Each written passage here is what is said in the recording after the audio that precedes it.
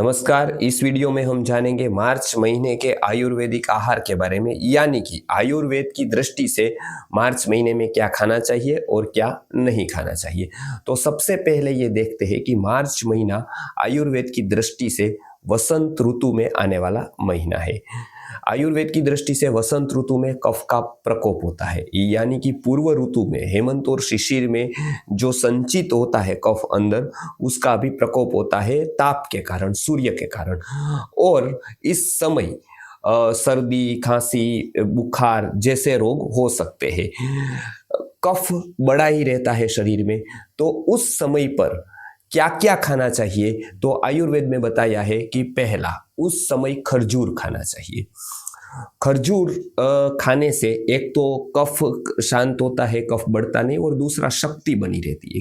क्योंकि इस समय शक्ति वाले जो गुरु पदार्थ होते हैं वो नहीं लेने होते, तो खजूर से वो शक्ति भी प्राप्त हो जाती है और कफ का भी बैलेंस होता है। नंबर 2 पर है भुने हुए चने। भुने हुए चने प्रकृति से रुक्ष होते हैं, तो वो कफ की जो स्निग्धता होती है, जो स्वाभाविक रूप से अंदर बड़ी होती है, वो स्निग्धता को दूर करते हैं। तो चने है वो इस समय भुने हुए चने लेने का आयुर्वेद में महत्व बताया गया है। नंबर 3 पर है ज्वारी की धानी। हम पॉपकॉर्न को जानते हैं, यानी कि मक्का जो होता है उसकी तो धानी को जानते हैं हम, उसकी जो पॉपकॉर्न को जानते हैं जो बड़ी वाली होती है, लेकिन हम छोटी वाली धानी जो ज्वारी की होती है उसको तो जानते नहीं। तो इस समय पर ज्वारी की धानी लेने का महत्व आयुर्वेद में बताया गया है, जो एकदम हल्की होती है, वजन में भी हल्की है और पचने में भी हल्की है। तो इसके कारण वो तृप्ति तो देती है, किंतु पचने में पचने में वो हल्की होने के कारण और लघु होने के कारण वो कफ को नहीं बढ़ाती है, विपरीत वो कफ को दूर करने में सहाय करती है। तो ज्वारी की धानी वो बेस्ट फूड इस महीने का है। नंबर 4 पर है शहद। शहद ऐसे तो 12 महीना लिया जा सकता है, लेकिन इस ऋतु में शहद का विशेष महत्व है, क्योंकि इस ऋतु में शहद आता ही सबसे श्रेष्ठ है। और साथ साथ कफ के जो रोग होते हैं उसकी रामबाण एक औषधि की जाए या बताई जाए तो वो शहद है। शहद लेने से कफ के सारे रोगों में लाभ होता है, और यदि कफ नहीं भी हुआ है और शहद लेंगे तो कफ के सामने संरक्षण भी देता है, कफ के रोगों के सामने भी संरक्षण देता है।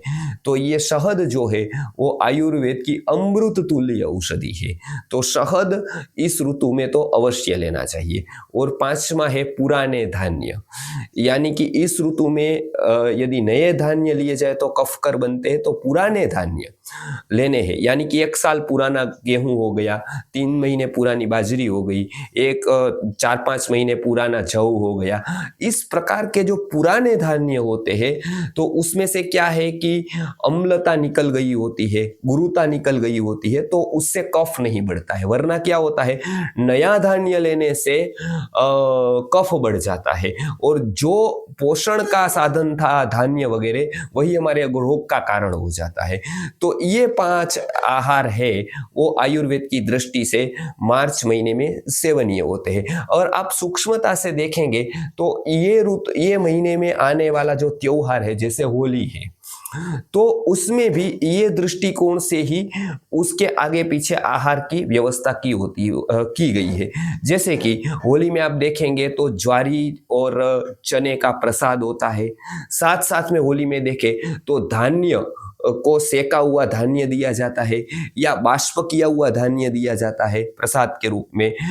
नारियल को भी लेते हैं तो उसको तपा कर लेना होता है, शरीर को भी तपाना होता है। जैसे होली के दर्शन के समय पर हम देखते हैं कि वो शरीर को तपाते हैं। तो ये सारे के सारी बातें क्यों रखी गई, तो ऋषि मुनियों ने ये सूक्ष्म दृष्टि से रखी है कि उस समय कफ का प्रकोप होगा, और उस समय यदि इनडायरेक्टली ये करेंगे, इनडायरेक्टली उसको तो पता नहीं है, किंतु ये यदि करेंगे तो कहीं ना कहीं कफ के रोगों से तो वो बच ही जाएंगे। कफ प्रकोपित हुआ है तो लाभ ही हो जाएगा उसको। इस दृष्टि से छोटे से लेकर बड़े सबके लिए ये एक अलग अलग अलग अलग ये त्योहारों की विधि बताई गई है। तो ये तो हमने देखे कि मार्च महीने में कौन से आहार लेने हैं। तो अब हम देखते हैं कि क्या क्या नहीं लेना है। तो मार्च महीने में खास करके नए धान्य नहीं लेने हैं।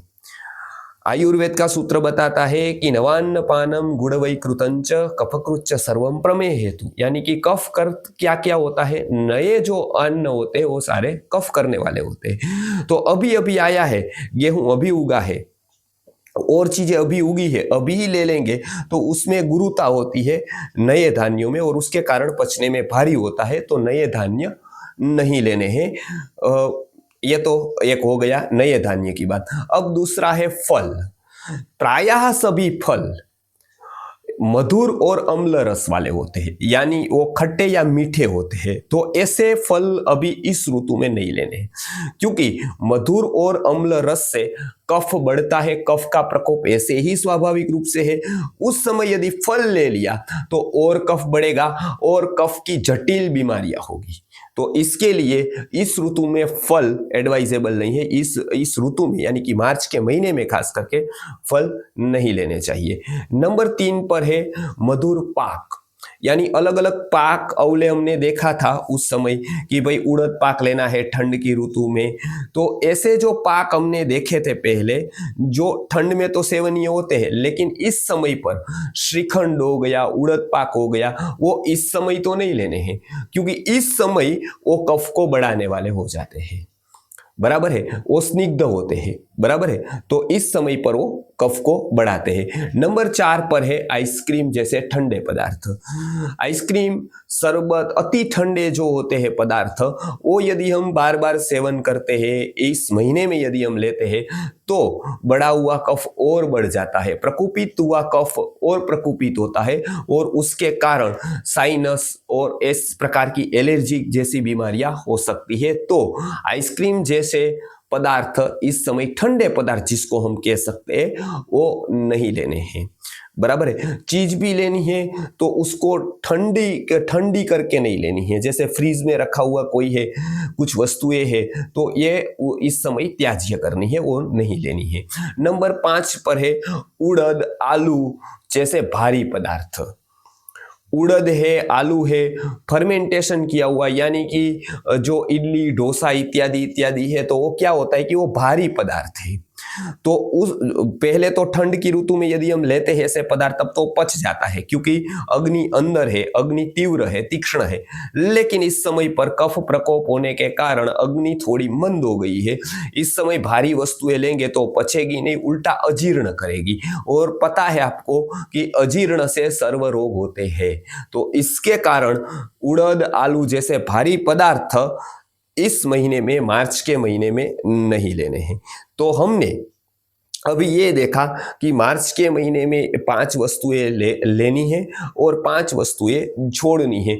उसी हिसाब से यदि आप इस महीने की चर्या को रखेंगे तो इस महीने में आप कफ से बच जाएंगे। और यदि कफ से बच गए, यानी कि कफ के 20 रोगों से बच गए, तो आगे भी उसका मतलब आपका स्वास्थ्य बना रहेगा। आयुर्वेद में बताया गया है कि जो ऋतुचर्या का पालन करता है वो अनेक रोगों से बच जाता है।